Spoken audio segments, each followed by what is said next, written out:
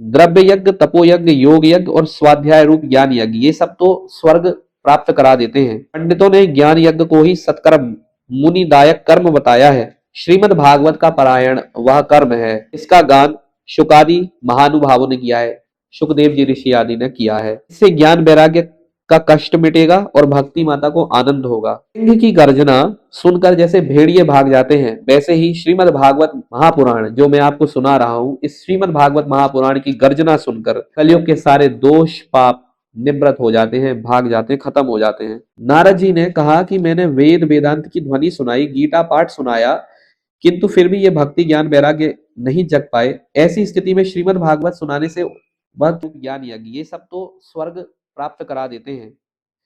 पंडितों ने ज्ञान यज्ञ को ही सत्कर्म मुनिदायक कर्म बताया है। श्रीमद् भागवत का पारायण वह कर्म है जिसका गान शुकादि महानुभावों ने किया है, सुखदेव जी ऋषि आदि ने किया है।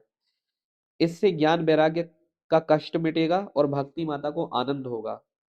सिंह की गर्जना सुनकर जैसे भेड़िए भाग जाते हैं, वैसे ही श्रीमद् भागवत महापुराण जो मैं आपको सुना रहा हूं, इस श्रीमद् भागवत महापुराण की गर्जना सुनकर कलयुग के सारे दोष पाप निवृत्त हो जाते हैं, भाग जाते हैं, खत्म हो जाते हैं।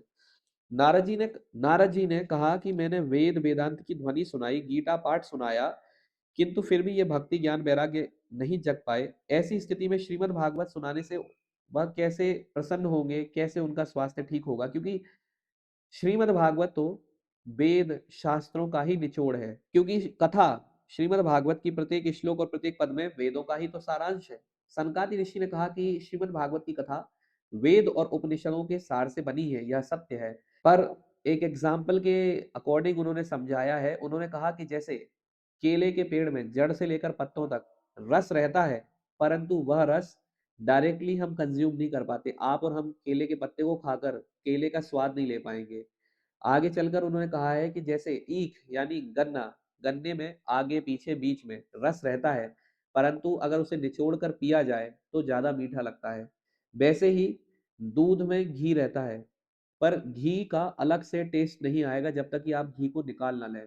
वैसे ही श्रीमद् भागवत इन सभी वेद शास्त्रों का फल है, पका हुआ फल है। इसका अपना स्वाद है और वेद शास्त्रों से ज्यादा इजी है, सुलभ है। ऐसी यह भागवत की कथा है। भागवत पुराण वेदों के समान है।